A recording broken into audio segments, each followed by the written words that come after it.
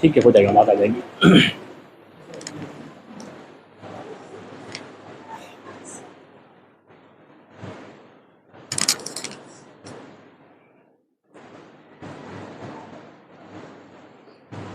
السلام ورحمۃ.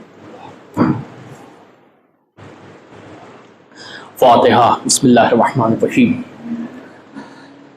الحمدللہ رب العالمین الرحمن الرحیم مالک یوم الدین ایاک نعبد و ایاک نستعین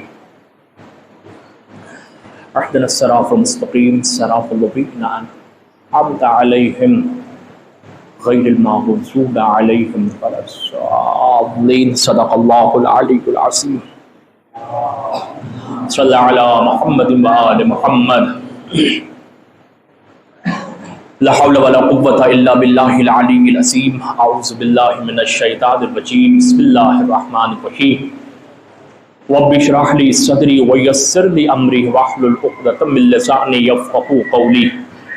الحمدللہ رب العالمین. الصلاۃ والسلام علی اشرف الانبیاء والمرسلین سیدنا نبینا وحبیب قلوبنا وطبیب نفوسنا وشفیع ذنوبنا ابی القاسم محمد صلی علی وعلى اہل بیتہ الطیبین الطاہرین واللعن الدائم علی مخالفیہم ومنکر فضائلہم وغاصب حقوقہم الی یوم القیامہ. اللہم صلی علی سیدنا وسندنا وصاحبنا بالحق وبقیت اللہ العظم الحجت ابن الحسن العسکری. اللہم صلی علی محمد وآل محمد وعجل فرجہ. اما بعد قال رسول اللہ صلی اللہ علیہ وآلہ وسلم من مات ولم یعرف امام زمانہ مات میتۃ جاہلیہ. ایک درود پڑھے محمد وآل محمد.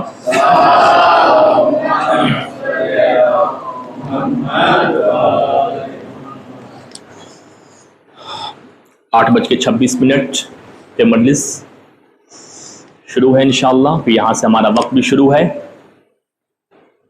کل کی جو پوری گفتگو تھی کہ کل کی پوری گفتگو کا جو عنوان، جو کل تمہیدی گفتگو تھی، اس کا عنوان تھا امامت.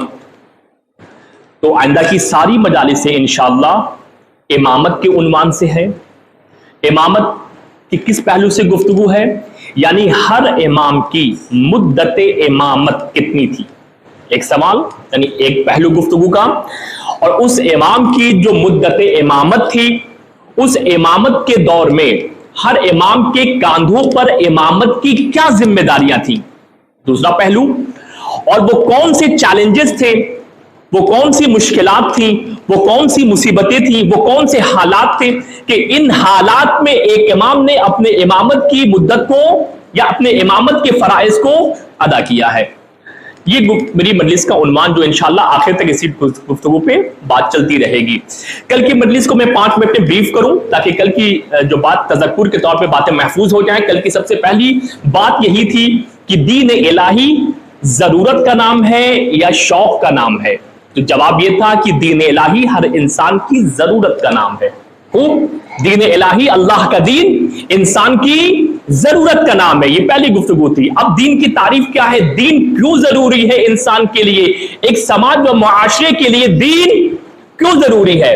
تو جواب یہ تھا کہ دین یعنی انسان کی نجات کا سامان. دین یعنی انسان کی دنیا بھی آباد کرتی ہے اور انسان کی آخرت بھی آباد کرتی ہے. دین یعنی قوانین، یعنی اصول کا وہ مجموعہ جس کے ذریعے سے انسان اپنے نفس کی تربیت کرتا ہے. توجہ ہے، دین یعنی ایسا قانون، ایسے اصول جس کے ذریعے سے انسان ان قوانین پہ، ان اصول پہ اگر انسان چلے تو انسان ان قوانین اور اصول پہ چل کے کیا کرے گا، انسان اپنے نفس کی تربیت. تربیت یعنی کیا؟ تربیت یعنی کیا؟ تربیت یعنی انسان اپنے وجود سے، اپنے نفس سے تمام عیب، نقص اور برائیوں کو پاک کرتا ہوا چلا جائے گا اور انسان تیزی سے کمال کی طرف. یہی ہے دین، یہی ہے دین.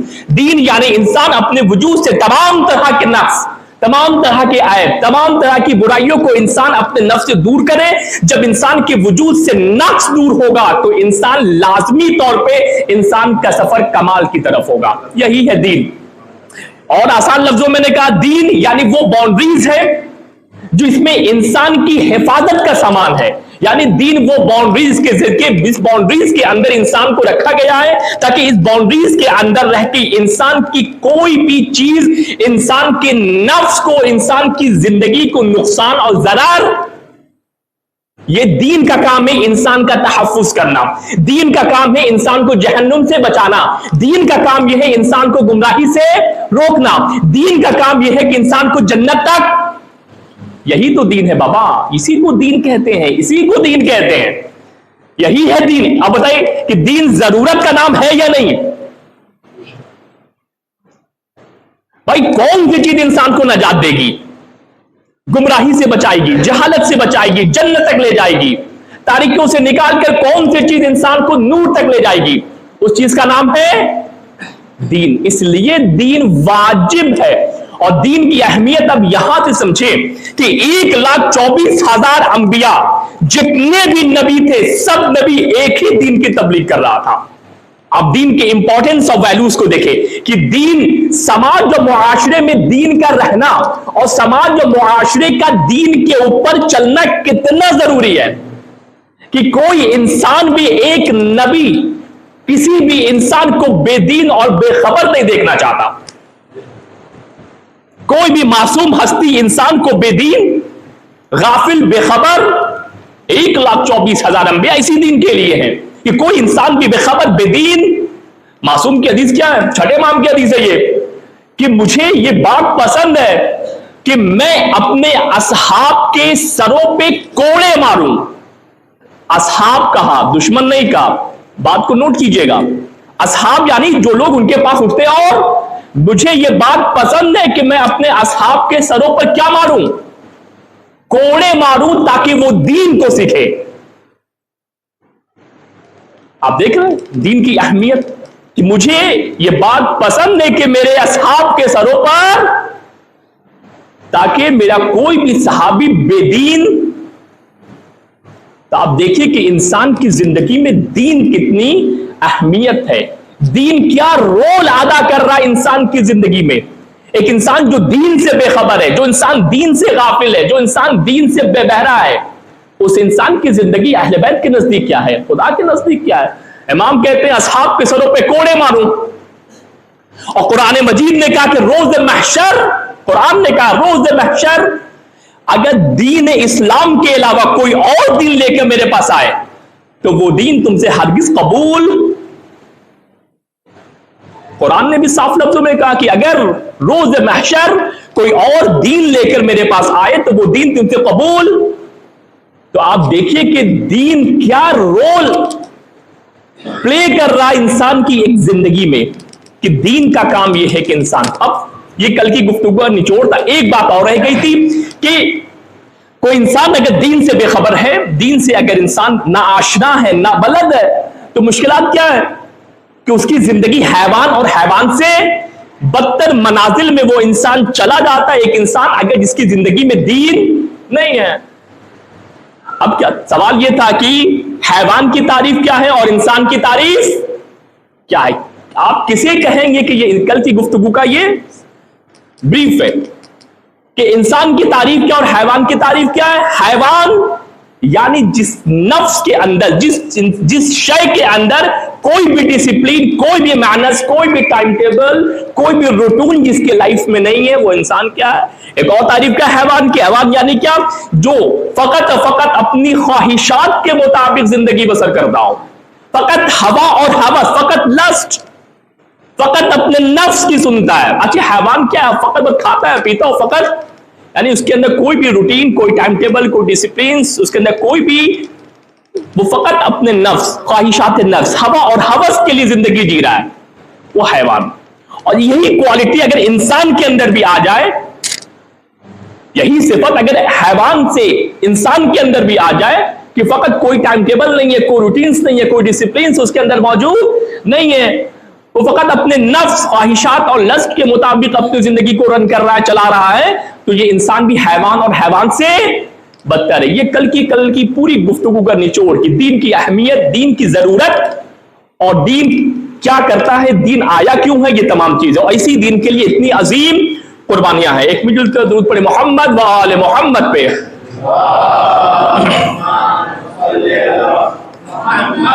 وآل محمد وعجل فرجہم. اب سوال یہ ہے, گفتگو کو ادامہ دیا جائے کہ پیغمبر اسلام جو کہ سید الانبیاء, جو کہ پورے کی پورا مکمل دین ان کے دور رسالت میں ہوا ہے. اگر میں نے گفتگو پہ اشارہ کیا تھا کہ انبیاء کے کاندھوں پہ کیا ذمہ داری تھی, یہ 1,24,000 انبیاء زمین پر کیوں آئے تھے؟ اس کا جواب یہی تھا کہ 1,24,000 انبیاء زمین پر اس لیے آئے تھے تاکہ وہ دین اسلام کی تبلیغ کریں, تاکہ وہ دین کو سماج پہ, معاشرے پہ, زمانے پہ وہ دین کو کیا کرے, غالب, کہ پورے انسان کی جو ٹریک ہے, جو لائف اسٹائل ہے, وہ جو تمام چیزیں ہیں وہ دین کے مطابق انسان, یہ انبیاء کرام کا ایک ہدف تھا. اور دوسرا ہدف انبیاء کا کیا تھا؟ دوسرا ہدف انبیاء کا یہ تھا کہ وہ سماج میں, معاشرے میں, سوسائٹی میں کیا جسٹس, عدل کو نافذ کرے. کوئی انسان بھی اپنے حق سے محروم, کوئی انسان کسی پہ ظلم نہ کر لے, ہر انسان کو اس کا رائٹس, اس کا حق اس کو, یہ انبیاء کرام کے مقاصد تھے. 1,24,000 انبیاء میں جو آخری نبی سید الانبیاء ہیں, ان کے کیا مقاصد تھے, ان کے اوپر کیا ذمہ داری تھی؟ اچھا, نبی کی جو آخری ہمارے نبی ہیں, ان کی رسالت کا دور کتنا ہے؟ آخری نبی کی جو ٹوٹل لائف ہے وہ کتنی ہے؟ 63 سال. ٹھیک, آخری نبی کی جو زندگی ہے وہ کتنی ہے؟ 63 سال. 63 سال میں 40 سال نبی نے رسالت کا اعلان نہیں کیا. 40 سال کے بعد اس نبی نے اپنی نبوت اور رسالت کا اعلان کیا, یعنی کہ 23 سال نبی کا کون سا دور ہے؟ دور رسول, رسالت کا دور ہے. 63 سال میں 40 سال نبوت کا اعلان نہیں کیا ہے, 40 سال کے بعد اپنی نبوت کا, اپنی رسالت کا اعلان کیا ہے. اب یہاں سے 23 سال نبی کے دور رسالت ہے. ٹھیک, اب اس نبی کے کاندھوں پر, اس رسول کے کاندھوں پر کیا ذمہ داری تھی رسالت کی؟ بات ہماری پہنچ رہی ہے نا بھائی؟ ہر نبی کے کاندھوں پہ ایک نبوت کی ذمہ داری تھے, یہ نہیں تھی؟ ہر نبی کے کاندھوں پر نبوت کی ذمہ داری تھی یا نہیں تھی؟ تو آخری نبی کے کاندھوں پر رسالت اور نبوت کی کیا ذمہ داری تھی؟ تو ایک جواب وہی ہے کہ دین کو سماج و معاشرے میں پہنچانا, دین کے مطابق لوگوں کو دعوت دینا, کہ وہ اپنی دین کو پھیلانا, دین کی ترویج کرنا, ایک ذمہ داری. دوسری کیا ذمہ داری تھی جو تمام انبیاء کی, وہ کیا تھی؟ عدل, جسٹس, کہ سماج و معاشرے میں ظلم اور ناانصافی نہیں, ہر انسان کو اس کا رائٹس ملنا چاہیے. 2 ذمہ داری. جتنی ذمہ داری اور نبیوں کی تھی وہ ان کی بھی تھی. ایک ذمہ داری ایک اور تھی جو میں نے کل ذکر نہیں کیا تھا, یعنی کہ پیغمبر رحمت, توجہ یہاں سے بات گفتگو کافی اہم ہو رہی ہے, میں بہت آسان کر کے کوشش کر رہا ہوں تاکہ بات بچوں تک بھی پہنچ جائے.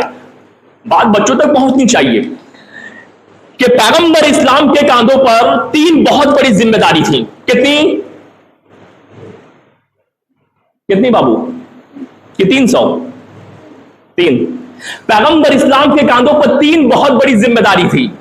پہلی ذمہ داری یہ تھی کہ وہ سماج و معاشرے میں دین اسلام کو غالب کرے, دین اسلام کو ڈومینیٹ کرے, دین اسلام کے اوپر سماج و معاشرے کی ڈگر کو رکھے, تاکہ سماج کا ہر ایک انسان, ہر ایک فرد دین اسلام کے مطابق اپنی زندگی کو, کوئی انسان بھی دین سے بے خبر, ایک ذمہ داری. دوسری کہ سماج و معاشرے میں جسٹس, عدل کو نافذ کرنا. 2. تیسری ذمہ داری پیغمبر اسلام کے کاندھوں پر یہ تھی کہ وہ سماج و معاشرے میں ایک ایک فرد کے نفس کی تربیت کرے, ایک ایک نفس کو تزکیہ کرے, ایک ایک فرد کے اندر اخلاق کی بلندیوں کو نبی فیڈ کر دے, ایک ایک انسان کے اندر روح کی فضیلتوں کو پیغمبر کیا کرے. اچھا ایک بات بتائیے کہ 1,24,000 میں سب سے افضل نبی کون ہے؟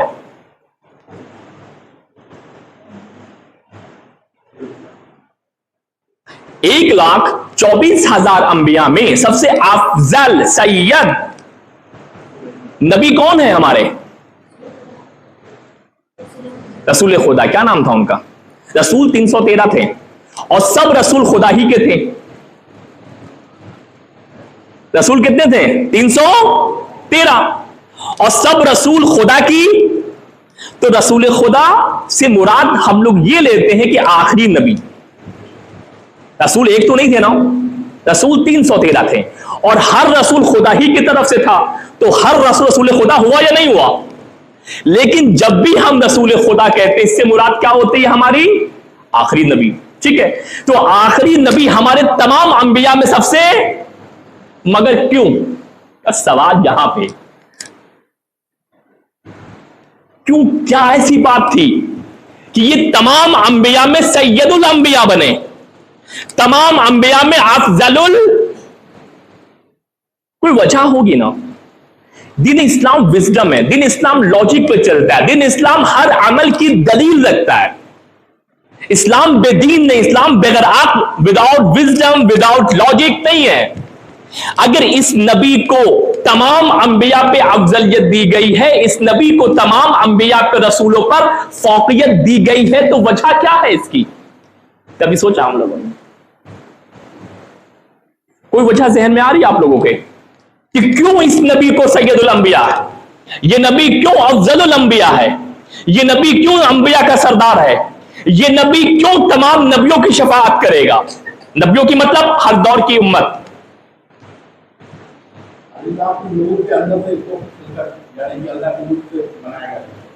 एक आम इंसान भी अल्लाह के नूर से है। आपके अंदर जो रूह है, इंसान के अंदर रूह क्या है? जनाब आदम की खिलकत पढ़ा होगा ना कि अल्लाह ने मिट्टी का पुतला बनाया और उसके अंदर नफख तो और उसके अंदर फूंक दी अपनी रूह। तो अगर हम लोग औलाद आदम है तो रूह तो वही है ना। एक आम इंसान भी जिसके वजूद के अंदर, नफ्स के अंदर रूह है, ये रूह क्या है? ये नूर परवरदिगार है। ये इंसान यूं ही अफजल नहीं है।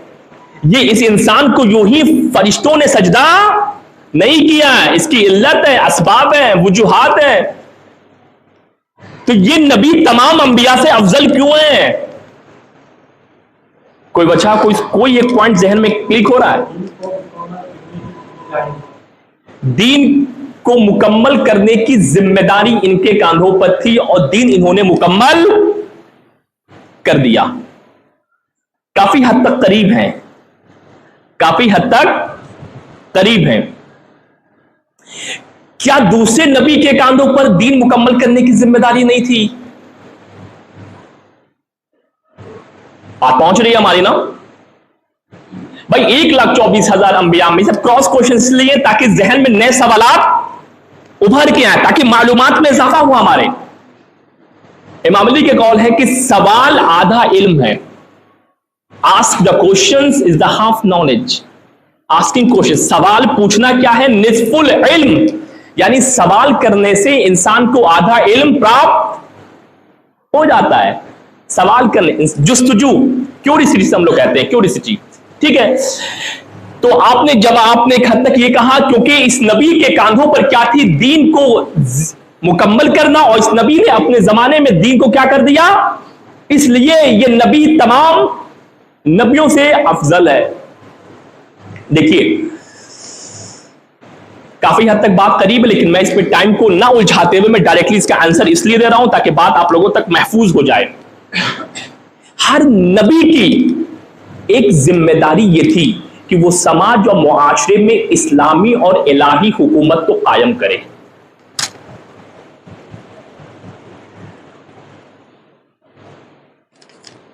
बात पहुंच रही है? हर नबी के ऊपर एक जिम्मेदारी ये थी कि वो इलाही रहबर है, इलाही नुमाइंदा है। जमीन अल्लाह की तरफ से है, ये बंदे अल्लाह के हैं, तो इनके ऊपर जो निजाम होगा, इनके ऊपर जो हुकूमत होगी, वो किसकी हुकूमत होगी? अल्लाह की हुकूमत इनके ऊपर होना चाहिए। और जब हुकूमत अल्लाह की होनी चाहिए तो अल्लाह के बनाए हुए निजाम के मुताबिक इनकी जिंदगी यानी इस्लामी या इलाही हुकूमत को कायम करना उनके ऊपर एक फर्ज था। लेकिन आप देखें कि पैगंबर इस्लाम से पहले कितने नबियों ने अपने नबूवत के दौर में इलाही हुकूमत को कायम किया। सवाल, मेरी बात पहुंच रही है ना? आखिरी नबी से पहले कितने अंबिया ने अपनी नबूवत के दौर में या कितने रसूल ने अपने रिसालत के दौर में इलाही हुकूमत को या इस्लामी हुकूमत को कायम किया है? तारीख में कोई ऐसी? जिस नबी ने भी कोशिश किया, और हर नबी ने कोशिश की है, जिहाद किया है, मगर जालिम हुकूमत इतने कवी होती थी कि वो उन्हें कत्ल, उन्हें शहीद कर दिया, उन्हें मार देती थी। लेकिन इलाही हुकूमत वजूद में, मगर इस नबी ने सिर्फ 23 साल की मुद्दत रिसालत में वो काम कर दिया जो इससे पहले के साबिक अंबिया के लिए करना बहुत दुश्वार और मुहाल था। वो क्या था? जैसे ही नबी 23 साल की दौर रिसालत थी और 13 साल नबी मक्का में रहे और 10 साल नबी कहां रहे? 10 साल नबी कहां रहे?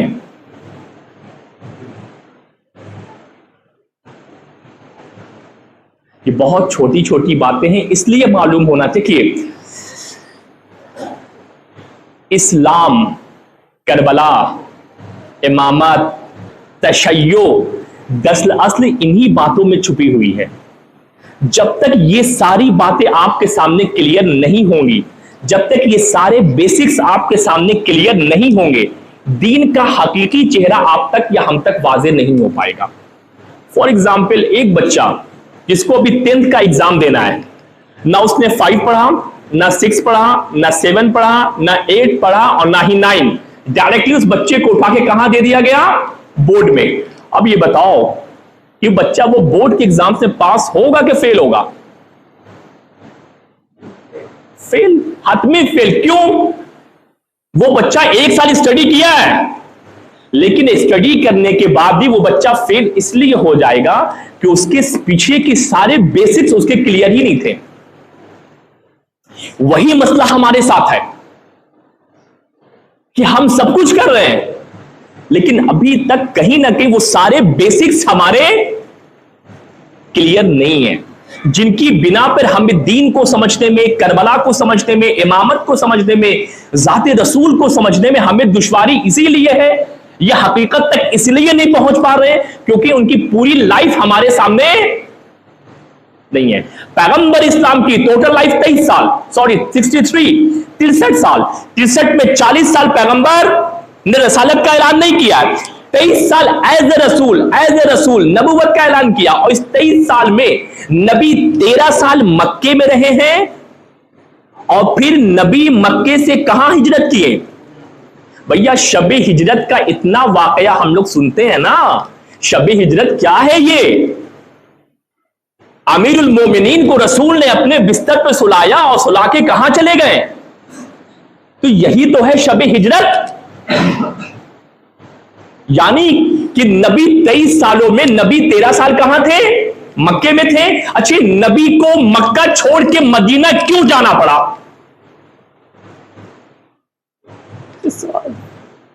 भाई नबी को मक्का छोड़कर मदीना क्यों जाना पड़ा? अच्छे, इमाम हुसैन करबला में क्यों शहीद हुए? मदीने में शहीद हो सकते थे। कभी गौर किया इस बात की तरफ? भाई करबला मक्तल जो है वो मदीने में नहीं बन सकती थी। इमाम इराक का सफर क्यों किए?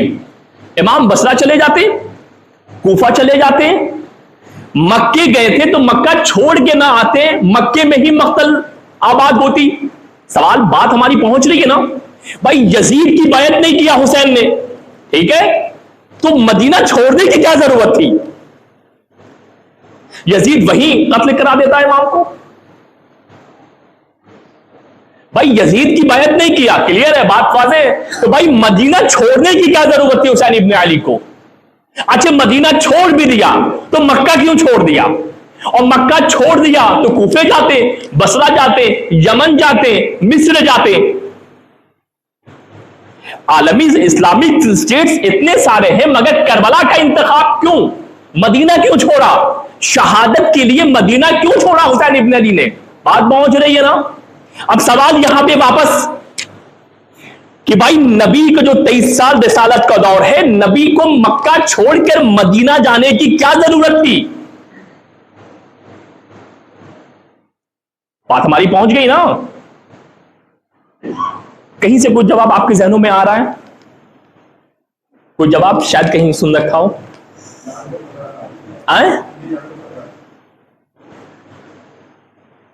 ان کی جان کو خطرہ تھا. ٹھیک, کافی حد تک بات کلیئر ہے کہ اس نبی کی جان کو بہت, بالکل اب پورے مکے کے لوگ نبی کے قتل پر کہ بس اس نبی کا کام تمام کرنا ہے. اور ابھی تک نبوت یعنی ابھی تک رسول کے کاندھوں پہ جو ذمہ داری تھی وہ ابھی ادا نہیں ہوئی تھی, اس لیے ابھی تک پیغمبر, یہ ایک وجہ. اور ایک بہت بڑی وجہ تھی کہ نبی کو مکہ چھوڑ کے مدینہ جانا پڑا. میں نے ابھی اپنی مجلس میں ابھی کچھ دیر پہلے اشارہ کیا تھا اس بات کی طرف کہ نبی کے کاندھوں پہ 3 بڑی ذمہ داری تھی, اسی میں سے ایک اس کا جواب ہے. میں نے ابھی جسٹ میں نے پڑھا کہ اس نبی کے کاندھوں پر 3 بڑی ذمہ داری تھی. پہلی ذمہ داری تھی کہ سماج و معاشرے میں دین کو ڈومینیٹ کرنا ہے, کہ سماج کا ہر ایک فرد دین کے مطابق چلے. خوب. دوسری وجہ یہ تھی کہ سماج و معاشرے میں جسٹس اور عدل کی حکومت ہونی چاہیے. 2. تیسری ذمہ داری یہ تھی کہ اس سماج و معاشرے کے اوپر الہی حکومت کو قائم کرنا ہے. اس 3 میں سے ایک جواب ہے کہ نبی مکہ چھوڑ کر مدینہ کیوں گئے. 13 سال نبی مکے میں رہے ایز اے رسول. کتنے؟ 13 سال تک نبی مسلسل کوشش کر رہے ہیں, مسلسل کنٹینیو, بیک ٹو بیک. ایک ایک لمحہ نبی خاموش نہیں بیٹھا ہے. اور جب نبی نے دیکھا کہ بھائی 13 سال ہو گئے مگر ابھی تک وہ ٹارگٹ اچیو نہیں ہو پایا ہے, تو اب نبی نے کہا نہیں, اب مناسب ہے کہ اسٹریٹجی کو چینج کیا جائے. نبی مکے سے کہاں موو کر گئے؟ بتائیے وہ کون سی وجہ تھی؟ بہت قریب لے آئے آپ لوگوں کو ہم. الہی حکومت. نبی کا سب سے پہلا مشن یہ تھا کہ جو کام سارے انبیاء سے مشکل ہو گیا تھا اس کام کو سب سے پہلے کرنا. نہیں کیا؟ سماج و معاشرے میں الہی حکومت کی بنیاد رکھنا. اور نبی نے جب جیسے ہی اناؤنس کیا اپنی نبوت کا اور رسالت کا, اور 13 سال تک نبی مکے میں اسی بات کے لیے کوشش کرتے کیسے بھی کر کے, anyhow at any cost, کہ مدینے میں کیا ہو جائے, بلکہ مکے میں کیا قائم ہو جائے, الہی حکومت. مگر 13 سال میں جب یہ ٹارگٹ اچیو نہ ہوا اور مدینے کے لوگوں نے نبی سے نصرت کا وعدہ کہ نبی آپ تشریف لے آئیے, ہم آپ کی خدمت میں اپنے جان سے, اپنے مال سے, ہر طریقے سے آپ کی نصرت کے لیے, تو نبی نے اب اسٹریٹجی چینج کیا اور نبی مکے سے کہاں چلے گئے؟ اور مدینہ پہنچتے ہی 6 مہینے کے اندر اللہ کے نبی نے الہی حکومت, یہ ہے دین. اچھا, الہی حکومت قائم کرنے کی ضرورت کیوں تھی نبی کو؟ امامت کا بہت گہرا تعلق ہے الہی حکومت سے, بہت ہی گہرا تعلق ہے. اگر یہ الہی حکومت نہ ہوتی تو اللہ کبھی بھی امامت کا سلسلہ رکھتا ہی نہیں. اتنا گہرا تعلق ہے امامت کا اس الہی حکومت سے, اتنا کہ اگر یہ الہی حکومت کا معاملہ نہ ہوتا تو پروردگار نبوت کے بعد امامت کے سلسلے کو قائم. اچھا, آخری امام کے بارے میں کیا سنتے ہیں ہم لوگ کہ جب وہ پردہ غائب سے آئے گا تو کیا کرے گا؟ کیا کرے گا؟ آدھی بات, آدھا اتر رہی ہے. کیوں؟ احسن, تم کیا فرمایا؟ جب وہ آنے والا پردہ غائب سے آئے گا تو زمین کو عدل و انصاف سے اس طرح بھر دے گا جس طریقے سے زمین ظلم و ستم سے. تو بھائی پوری زمین کو عدل و انصاف سے کیسے بھرے گا؟ क्योंकि उसके पास हुकूमत की पावर होगी, उसके पास हुकूमत होगी, गवर्नमेंट होगी उसके पास। जब गवर्नमेंट है तो उसके एमपी होंगे, उसके एमएलए होंगे, उसके गवर्नर्स होंगे, उसकी तमाम पूरी एक सरकार जो गवर्नमेंट। भाई अभी जो कॉन्स्टिट्यूशन जो अभी लोकसभा जो अभी चल रही होती है, एक सेंट्रल की गवर्नमेंट पूरी इंडिया में कैसे चल रही है, एक पूरा सिस्टम है कि नहीं हुकूमत का। अब जो सेंट्रल वहां से चाहती है वो इंप्लीमेंट समाज में होता है कि नहीं होता। तो जब वक्त का इमाम ज़ुहूर करेगा, सबसे पहले टारगेट ये होगा कि पूरी जमीन पर अल्लाह की हुकूमत कायम हो जाए। अब जैसे ही हुकूमत कायम हो जाएगी तो हुकूमत के जोर पे पूरा क्या होगा, जस्टिस। पैगंबर इस्लाम ने अल्लाह की हुकूमत, इलाही हुकूमत को इसलिए कायम करना जरूरी थी कि नबी के कांधों पे 3 जिम्मेदारी थी। जब एक जिम्मेदारी अदा हो गई तो बाकी 2 जिम्मेदारी परफेक्ट वे में, बेहतरीन तरीके से जो 2 जिम्मेदारी थी वो हुकूमत के बेस पे आसानी से नबी। 3 जिम्मेदारी थी, इलाही हुकूमत को कायम करना, समाज में आदल को नाफिज करना, और एक एक इंसान की क्या करना, तरबियत करना, एक एक इंसान को अखलाक की बुलंदियों तक। तो भाई जब नबी ने एक काम में कामयाब हो गए, इलाही हुकूमत नबी की कायम हो गई, तो अब इलाही हुकूमत के जोर पे समाज में अदल को नाफिज करना क्या हुआ। भाई आप देखिए कि आमिरुल मोमिनीन के पैगंबर की वफात के बाद, मैं आपको बात और वाज़ेह करूं, पैगंबर की वफात के बाद 25 साल तक अली के हाथों में खिलाफत है कि नहीं है।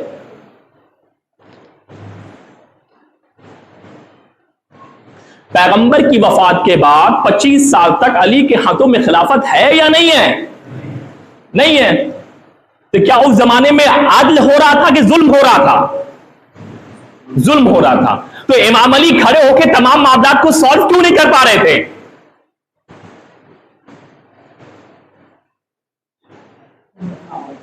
हुकूमत हाथ में नहीं थी, लेकिन अदल के खिलाफ जितना, जुल्म के खिलाफ जितना मुमकिन था अली लड़ रहे थे। जब हाथों में हुकूमत नहीं थी अली की, इमाम अलैहिस्सलाम के हाथों में, तब भी इमाम अली मुसलसल जुल्म के खिलाफ जिहाद कर रहे थे।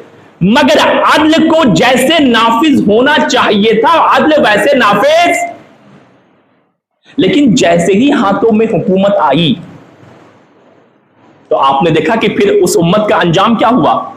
तो जब हुकूमत जब हाथ में होती है तो बड़े से बड़े काम को हुकूमत अपने हुकूमत के जोर पे आसानी से।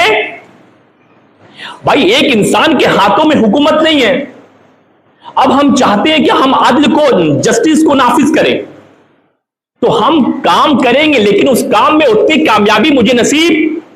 लेकिन अगर हुकूमत हमारे साथ हो जाए और हुकूमत के जोर पे वो काम करेंगे तो वो काम, वो बहुत कम समय में वो काम कामयाबी से। पैगंबर इस्लाम ने कहा कि समाज में अदल को नाफिज करना है और एक एक इंसान की नफ्स की तरबियत करना है, एक एक इंसान को अखलाक की बुलंदियों तक पहुंचाना है।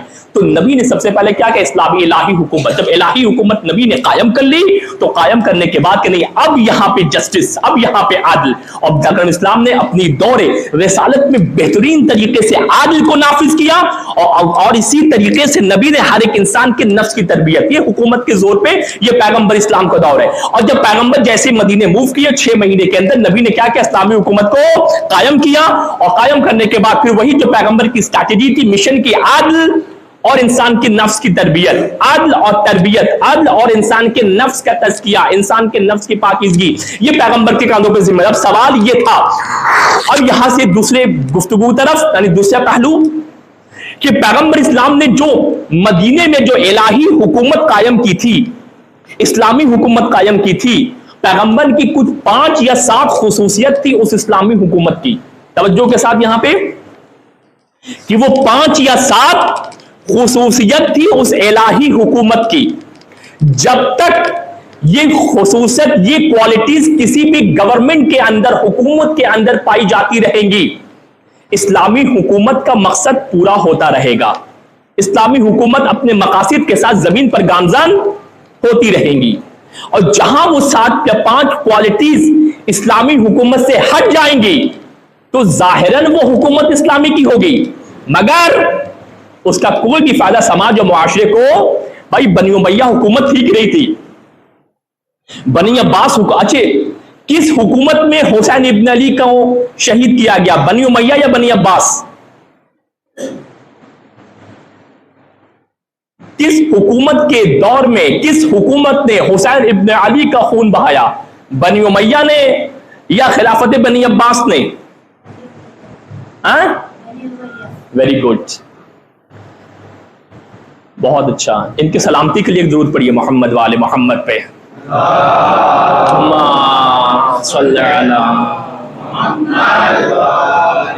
خلافت بنی امیہ، جبکہ اسلام کی خلافت تھی، مسلمانوں کی حکومت تھی، لیکن حسین ابن علی کس حکومت کے خلاف اٹھے تھے؟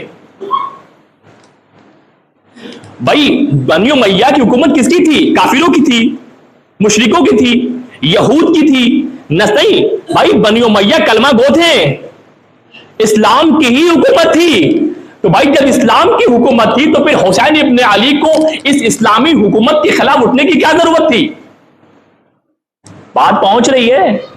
جب حکومت مسلمانوں کی تھی، حکومت میں کلمہ گو تھے، نماز بھی ہو رہی تھی، اذان بھی ہو رہی تھی، رکوع بھی ہو رہے تھے، جمعہ بھی ہو رہے تھے، زکوٰۃ بھی ادا ہو رہا تھا، اسلام کی امت تھی، تو پھر آخر حسین ابن علی کو اس اسلامی حکومت کے خلاف قیام کرنے کی کیا ضرورت تھی؟ بات پہنچ رہی ہے نا؟ کیا ضرورت تھی؟ جب اسلام کی حکومت تھی تو پھر آخر حسین نے اسلام کی حکومت کے خلاف قیام کیوں کیا؟ اس کا جواب یہاں پہ ہے کہ نبی نے اسلامی حکومت کے اندر چند خصوصیات رکھی تھی، جب تک یہ خصوصیات موجود ہیں وہ اسلامی حکومت وہی ہے جو نبی قائم کر کے گئے تھے، اور اگر ان 5 خصوصیات کو ہٹا دیا جائے تو اسلامی حکومت کا ڈھانچہ ہوگا مگر اسلام کے مقاصد پر حکومت یزید دراصل اسلامی حکومت کا خلیفہ ضرور تھا، مگر وہ ان کوالٹیز کا گھٹا گلا گھونٹ رہا تھا جن کوالٹیز کی بنا پر نبی نے اسلامی حکومت کو قائم کیا تھا. یہ بہت اہم باریک مطالب ہے جو آپ تک آسانی سے پہنچانے کی کوشش کر رہا ہوں کہ بھائی یزید اسلامی حکومت تھی، کیا ضرورت تھی اس کو؟ مسئلہ یہی تھا کہ نبی مسند رسالت پہ یزید بیٹھ گیا تھا، کسی عام مسند پہ یزید نہیں بیٹھا تھا. یزید مسند رسالت پر بیٹھ کر ان تمام میسیجز اور تعلیمات کا گلا گھونٹ رہا تھا جو رسول نے سماج و معاشرے میں تعلیمات رکھی تھی. یزید ان تمام تعلیمات کو مٹا رہا تھا جن تعلیمات کے ذریعے سے انسان کے نفس کی تربیت ہونی تھی. یزید دراصل اسلام کے چہرے کو منحرف کر رہا تھا، اسلام کے چہرے کو بگاڑ رہا تھا، جس اسلام کے چہرے کو دیکھ کر لوگ مسلمان ہوا کرتے تھے. یزید دراصل ان تمام خصوصیات کو ختم کر رہا تھا جو خصوصیات رسول نے اسلامی حکومت کے اندر، جب تک ان خصوصیات اسلام کی حکومت کے اندر رہیں گی تب تک سماج میں عدل بھی ہوگا، سماج میں علم بھی ہوگا، سماج کامیاب بھی ہوگا، معاشرہ ترقی بھی کرے گا، معاشرہ جنتی بھی ہوگا. لیکن اگر یہ خصوصیات اسلامی حکومت سے نکال دیا جائے، یزید کے خلاف وقت کے امام نے قیام اسی لیے کیا تھا کہ یزید ان تمام کوالٹیز اور خصوصیات کو اسلام سے جدا کر رہا تھا. اور حسین ابن علی نے کہا نہیں، یہ معاملات بہت سخت ہے. بہت تیزی سے میں وقت باتیں گنا دوں، ایک مل جل کر درود پڑھی محمد والے محمد پہ.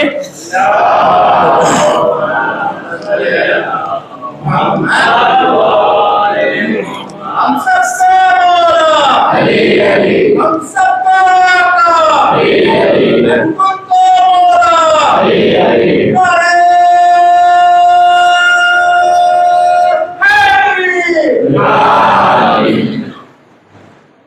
سب سے پہلی خصوصیات جب اللہ کے نبی نے مدینے میں اسلامی حکومت کو قائم کیا تو سب سے پہلی بنیاد یہ رکھی کہ اس اسلامی حکومت کی پہلی خصوصیت یہ تھی کہ دین اسلام یا الہی حکومت کی بنیاد اللہ کے نبی نے ایمان اور معنویت کے اوپر رکھی تھی. ایمان اور معنویت یعنی मादी चीज ना होना, मटेरियल के ऊपर नबी ने इस्लाम की हुकूमत को नहीं, ईमान और मानवियत के ऊपर रखी थी। ईमान आप तो जानते हैं, बेहतर जानते हैं, ईमान यानी इंसान के अफकार के, इंसान के थॉट्स का दुरुस्त होना, इंसान की फिक्र का बुलंद होना, इंसान की फिक्र में कुशादगी आना, इंसान की फिक्र हकीकतों को दर्क करना सीख ले, इंसान की फिक्र में तौहीद समझ में आने लगे, इंसान की फिक्र में नबूवत, इमामत, अदल जैसे तमाम हकायत इंसान की फिक्र में, और इसके मुताबिक इंसान अमल, यह है ईमान। नबी ने इलाही हुकूमत को जो मदीने में कायम किया था, उसकी सबसे पहली खूबी यह थी कि ये इलाही हुकूमत की बुनियाद क्या होगी, ईमान और मानवियत। एक दूसरी क्वालिटी क्या थी कि इलाही हुकूमत अदल के साथ चलेगी। इलाही हुकूमत जब भी चलेगी तो अदल के साथ ही चलेगी, ये दूसरी खुसूसियत थी। अदल के साथ क्यों? ताकि हर हक को हकदार तक कोई इंसान समाज में महरूम ना होने पाए। तीसरी सिफत यह थी कि इलाही हुकूमत की जो बुनियाद, और तीसरी खुसूसियत यह थी कि इल्म, मारिफत, आगाही, बेदारी, ताकि समाज का कोई इंसान भी बेखबर और गाफिल दुनिया से ना जाने पाए। समाज का हर एक इंसान की जिंदगी और जिंदगी का जो रुख है वो इल्म, मारिफत, आगाही, शऊर और बेदारी के साथ अपनी जिंदगी को बसर कर रहा हो। गफलत के साथ इंसान जिंदगी, इल्म और माल, इंसान के हर अमल की बुनियाद क्या होनी चाहिए? मारिफत, आगाही, बेदारी, शऊर। ये तीसरी खुसूसियत थी। पहली ईमान और मानवियत, दूसरी आदल के साथ इस्लामी हुकूमत चलेगी, तीसरी क्या है? इल्म और मारिफत के साथ उसकी जिंदगी इस्तेवार होनी चाहिए ताकि समाज एक मुफीद डायरेक्शन की तरफ चले। और चौथी क्वालिटीज क्या थी? वो ये थी कि इंसान के अंदर अखुवत आ जाए, भाईचारगी, हमदर्दी, एक इत्तेहाद, एक यूनिटी समाज और मुआशरे के अंदर आ जाए। तीन चीजें और फिर कभी इंशाल्लाह गुफ्तगू तेजी से खत्म हो गई, मैं बात कभी और कि ये चीजें बहरहाल, और यजीद अपनी मसनद पर बैठकर ईमान और मानवियत का गला घोट रहा था। अदल की जगह पे यजीद इस्लामी हुकूमत को जुल्म के साथ चल रहा था। इल्म मार्फत यजीद हटा रहा था, और इल्म मार्फत की जगह यजीद क्या ला रहा था? गफलत, बेखबरी यजीद लेकर आ रहा था। अखुवत, भाईचारगी को हटा के यजीद तशद्दुद, जुल्म और ज्यादती और इख्तलाफ का यजीद अपनी उस कुर्सी से, उस खिलाफत से नाफिज। हुसैन इब्न अली ने कहा कि इस पूरी इलाही हुकूमत को तब्दील कर रहा है। मेरे नाना ने इस्लाम की हुकूमत को, इस्लामी हुकूमत कायम करने के लिए 13 साल तक नबी मुसलसल जद्दोजहद, पत्थर, कोशिश, जहमत करते रहे, और फिर 13 साल के बाद मदीने में आके इलाही हुकूमत को बहुत जहमतों से, और इतनी जहमतों को यजीद आसानी से इस मसनद पर बैठकर इस्लाम का नहीं, दीन बचेगा तो इंसानियत की हिदायत होती रहेगी, दीन असली चेहरे के साथ रहेगा तो इंसानियत नजात पाएगी। दीन अगर अपनी मुकम्मल और असली तालीमात के साथ समाज में बचेगा तो इंसान तारीकियों से निकलकर नूर की तरफ आएगा। अगर दीन की सही चीजें मौजूद रहेंगी तो यही दीन इंसान को जन्नत तक ले जाएगा। तो यजीद उसी दीन के दरवाजा बंद कर रहा था, यजीद नजात का दरवाजा बंद कर रहा था, यजीद तालीमात नबवी का गला घोट रहा था, यजीद इन्हीं चीजों को अपनी हुकूमत के जोर पे कर रहा था। नबी का नवासा इन चीजों को देख रहा था, और फिर यजीद के खिलाफ कयाम कि मुझ जैसा इंसान इस जैसे की बयात कर सकता है कि नहीं कर सकता? नहीं कर सकता। मुझ जैसा इंसान, यजीद जैसे इंसान की बयात नहीं कि यजीद फासिक है, फाजिर है, बदकिरदार है, शराबी है, दीन नबवी का गला घोट रहा है, 1,24,000 अंबिया की जहमतों को पाश पाश कर रहा है, हलाल को हराम, हराम को हलाल कर रहा है, इंसानियत की नफूस की तहफ़्फ़ुज़ नहीं है, जुल्म है, ज्यादती है। तो भाई आखिर इंसानियत पनाह कहां लेगी? ये इंसान जो अशरफुल मखलूकात है, ये इंसान तो पामाल कर दिया जाएगा। और तारीख ने लिखा कि यजीद को चैलेंज करने के बाद, उसकी हुकूमत को इनकार कर वक्त का इमाम कहां पहुंचा? मक्का। मक्के में तकरीबन 4 महीना वक्त का इमाम रहा। मदीना छोड़ के 4 महीना मुसलसल नबी मक्के में रहे, اور مکے میں رہ کے نبی کا فرزند یعنی فرزند رسول مسلسل 4 مہینہ تبلیغ کرتے رہے، امت کو ہدایت دیتے رہے، امت کو اس کی ذمہ داری بتاتے رہے، امت کو آگاہ کرتے رہے کہ تمہارے اوپر کس ظالم انسان کی حکومت تمہارے اوپر آ گئی ہے۔ اور پھر نبی جب رسول جب مکے سے کوچ کر کے کوفے کی طرف چلے ہیں تو تاریخ نے لکھا کہ کوئی ایک نفر بھی حسین کے ساتھ مکے سے شامل نہ ہوا۔ اور پھر تاریخ نے یہاں تک بات پہنچی کہ آل رسول 2 محرم کو زمین کربلا پہ وارد ہوئے، 2 محرم کو فرزند رسول وارد کربلا ہوئے۔ اور پھر وہ دن بھی آ گیا کہ فرزند رسول کے بچے پیاس سے آلتش کی آوازیں بلند۔ یہ بہت سخت مرحلہ تھا کہ فرزند رسول ہیں، ساقی کوثر کے فرزند ہیں، سید الانبیاء کے نواسے ہیں، افضل الانبیاء کے نواسے ہیں، یہ حسن حسین جنت کے جوانوں کے سردار ہیں یہ، اور ان پہ اور ان کے بچوں پر پانی بند ہے۔ پیاس سے آلتش کی آوازیں مسلسل بلند ہیں، پیاس آلتش کی آواز۔ کربلا میں پیاس کی شدت اتنی سخت کہ کربلا کے زمین پر بچے چند قدم چلتے تھے اور گر جاتے تھے۔ پیاس نے مکمل ان کو توڑ دیا تھا، پیاس نے مکمل ان بچوں کا شکستہ کر دیا، ان بچوں کو۔ کربلا کی زمین پہ چند قدم چلتے ہیں، بچے گر جاتے ہیں۔ اتنی شدت، تاریخ نے لکھا کہ شب عاشور پیاس کی شدت اس قدر بڑھی کہ بچے وہ سوکھے ہوئے مشکیزے کو بار بار ہاتھوں میں اٹھاتے تھے۔ کیوں اٹھاتے تھے؟ تاکہ شاید مشکیزے تھے، تھوڑی سی نمی، یہ پیاس۔ اور تاریخ نے یہاں تک لکھا کہ جب رات کا سناٹا ہو جاتا تو بچے خیمے سے نکلتے اور کربلا کی زمین کو تلاش کرتے کہ کربلا کی زمین کا کون سا حصہ نرم ہے۔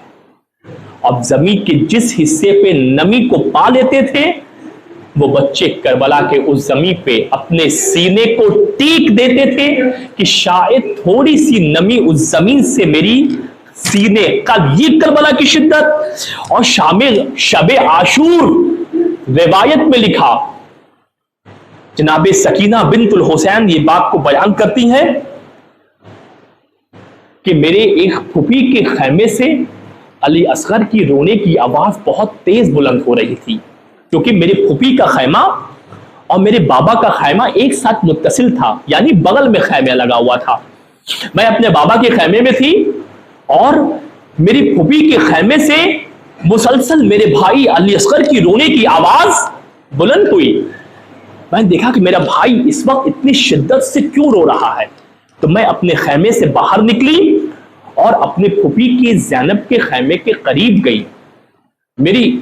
اب میں خیمے میں داخل نہیں ہوئی ہوں، میں خیمے کے باہر میں نے دیکھا کہ میری پھوپھی زینب میرے بھائی علی اصغر کو آغوش میں لیے کبھی زمین پر لے کے بیٹھ جاتی تھی تو کبھی لے کے کھڑی ہو جاتی تھی، کبھی خیمے میں چلتی تھی تو کبھی پھر بیٹھ جاتی تھی۔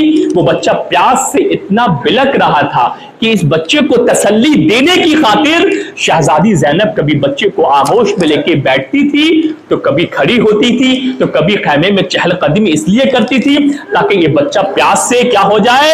یہ کربلا کی پیاس ہے۔ اور پھر تاریخ نے لکھا کہ روز عاشور وہ دن ہے کہ جہاں پہ آل رسول کو 3 دن کا بھوکا پیاسا زمین کربلا پہ شہید کر دیا گیا، اور زمین کربلا پہ اس طریقے سے شہید کیا گیا کہ یکو تنہائی اتنی تھی کہ ایک صحابی حسین کا اپنی جان پہ قربان کر چکا ہے، ایک ناصر حسین کا اپنی جان کو فرزند رسول پر قربان کر چکا ہے، مگر فرزند رسول کی تنہائی اتنی بڑی میدان عاشورہ میں کہ امام زمانہ نے زارت ناہیہ میں فقرہ کہا، السلام علیکہ ایھا الوتر الموتور، کہ سلام ہو میرا اس پر جو زمین و کربلا پہ یکو تنہا رہ گیا۔ حسین کی تنہائی ہمارا بالکل سمجھ نہیں سکتے۔ کربلا میں حسین ابن علی اتنے تنہا ہو گئے تھے کہ علی اصغر کے لیے قبر اکیلے ہی کھود رہے تھے۔ یہ معمولی بات نہیں تھی کہ کربلا میں کوئی ایسا بھی نہ تھا حسین کے ساتھ جو اس बेशीर की कब्र तक खोदता, यको तन्हा अपने उस फूल से फर्जंद को खुद दफन कर रहे हैं, इतने तन्हा कि उस शीरखार बच्चे को अपने हाथों से अकेले दफन कर रहे हैं, इतने तन्हा कि खुद उस बेशीर को खाक में खुद अपने हाथों से छुपा रहे हैं, मगर कोई हुसैन की हाथ पुष्ट पर हाथ रख के तसल्ली देने वाला नहीं है। इतनी तन्हाई, और तन्हाई इतनी कि जब नबी का नवासा मक्तल में जाना चाहता है तो कोई हुसैन की लजा में फर्श थामने वाला भी नहीं होता। हुसैन कभी मक्तल को देखते, कभी खैने की जानिब देखते, कभी दाईं जानिब देखते तो कभी बाईं जानिब देखते। बहन इस मंजर को देख रही थी। बहन खैमे से बाहर आई, भाई आज अब्बास नहीं तो क्या हुआ, आज ज़ैनब अब्बास है। भाई अली अकबर नहीं तो क्या हुआ, आज ज़ैनब भी अली अकबर है। भाई अगर कासिम नहीं तो, यानी पूरी हुसैनियत कारवां की जुरात और शुजाअत और हिम्मत और इस्तिकामत ज़ैनब कुबरा बन के सामने आई। और तारीख ने लिखा कि मज़लूम करबला ज़मीन करबला पे जब जख्म करते करते यको तन्हा इतने जख्मी हो गए, इतने जख्मी हो गए कि जब तलवार चलाने की भी हौसला ना रहा तो जालिम ने कहा कि मैंने देखा कि फजंद रसूल पुश्ते फर्श पे कभी दाहिनी जानिब झुक रहे हैं, कभी बाईं जानिब झुक रहे हैं। तो मैं समझ नहीं पा रहा है कि आखिर जब नबी के नवासे को घोड़े की बुलंदी से जमीन पर आना है तो नबी का नवासा एक दफा क्यों नहीं आ जाता, कभी दाहिनी जानिब क्यों बार बार झुकते हैं, कभी बाईं जानिब क्यों झुकते हैं। तो मैं एक बुलंदी पर गया और जाके मैंने देखा कि नवजंद रसूल ये चाहता है कि घोड़े की बुलंदी से दाहिनी जानिब जमीन पर आ जाए, तो एक जालिम दाहिनी तरफ एक नेजा लेके खड़ा हुआ है। हुसैन जैसे ही दाहिनी जानिब से जमीन पर चाहते हैं, वो जालिम दाहिनी जानिब हुसैन की पसलियों में अजियत देता है। हुसैन फौरन खुद को अपने घोड़े पर संभालते हैं, फिर चाहते हैं कि हुसैन बाईं जानिब से जमीन पर आ जाए, तो बाएं जानिब भी एक जालिम खड़ा हुआ है जो मुसलसल हुसैन की पसलियों में अजियत दे रहा है। बिलाखिर फजंद रसूल का लाशा जमीन करबला पे इस तरीके से आया कि तारीख ने लिखा कि फजंद रसूल का जिस्म मुबारक जमीन पर ना बल्कि तीरों पर मुअल्लक था, और इतने जख्म लगे थे कि तारीख ने लिखा कि तीर की बात नहीं, कम से कम 35 से 45 नेज़े हुसैन इब्ने अली के सीने और पसलिए पे लगे हुए थे। तीर की बात नहीं कर रहा हूं, नेज़े जो करीब से आके फजंद रसूल के सीने, बाजू, सरे मुबारक पे मारे गए। और फिर तारीख ने लिखा कि वो वक्त भी आया कि 30 से 35 नफर बड़े इनाम की लालच में फजंद रसूल का सर काटने के लिए आए। एक दो नफर नहीं, 35 नफर, कम से कम 30 नफर बड़े इनाम की लालच में फजंद रसूल का सर काटने के लिए आगे बढ़े। और फिर देखा कि वो शिम्र मलऊन नबी के सीने पे सवार हो गया। तो हुसैन इब्ने अली की आंखें, बस आखिरी मसाइब बतुमला में तमाम कर रहा हूं, कि जब शिम्र मलऊन फजंद रसूल के सीने पे जब सवार हो गया तो हुसैन की आंखें बंद थी। जब हुसैन ने महसूस किया कि मेरे सीने पे कोई मलऊन आकर बैठ गया तो हुसैन ने आंखें खोली, देखा शिम्र मौजूद है। हुसैन ने कहा कि सद्दक़ तो, यानी कि मेरे नाना ने सही और सच फरमाया था कि वो तमाम अलामतें जो मेरे कातिल को, जो कातिल के अंदर पाई जाती थी, वो मेरे नबी ने मुझे इरशाद फरमाया था, और वो तमाम अलामतें शिम्र तेरे अंदर मौजूद थी। उसके बाद शिम्र ये चाहता है कि हुसैन का सर तन से जुदा कर दिया जाए। तो हुसैन इब्ने अली ने एक जुमला कहा, वो जुमला यही था कि शिम्र तू ये सोचता है कि ये गला इतनी आसानी से कट जाएगा जिस गले को नबी बोसा देते थे, जिस गले को माँ बोसा देती थी, जिस गली को फातिमा ज़हरा जिस गले को बोसा देती थी, ये गला इतनी आसानी से शिम्र न कटेगा। और फिर तारीख ने लिखा कि शिम्र हुसैन के सीने से उतर आया और हुसैन को सीने के बल, यानी सीने पे यसीम ने बैठा हुआ था और उतर के हुसैन को सीने के बल जमीन करबला पे लेटा दिया और हुसैन इब्ने अली को पुश्ते फरस से, यानी क्या मतलब, हुसैन इब्ने अली को पीछे से गले से हुसैन इब्ने अली का सर काटा गया। तारीख ने लिखा कि जब फजंद रसूल का सर तन से जुदा किया, जमीन करबला हिलने लगी, फुरात का पानी बुलंद होने लगा, अला क़ुतिल हुसैनो बेकरबला की आवाज से जामे बुलंद होने लगी। इन्ना लिल्लाहि व इन्ना इलैहि राजिऊन। سيعلم الذين ظلموا أي منقلب ينقلبون الہی بحق زہرا وابیہا وبالہا وبنی. پروردگار جہاں کہیں بھی شیعان حاضر قرار مومنین مومنات مسلمین مسلمات ان کے جان و مال عزت و آبرو کی حفاظت فرما. پروردگار جو مقروض ہے ان کے قرض کو ادا فرما. معبود جو مریض ہے انہیں شفاء کامل و عاجل عطا فرما. پروردگار ہم سب کو اپنی عبادت و اطاعت کی توفیق عطا فرما. معبود ہمارے گناہ کبیرہ و صغیرہ کو معاف فرما. پروردگار امام عصر کے ظہور میں تعجیل فرما. ہم سب کو ان کے آبان و انصار میں شمار فرما. ماتم حسین.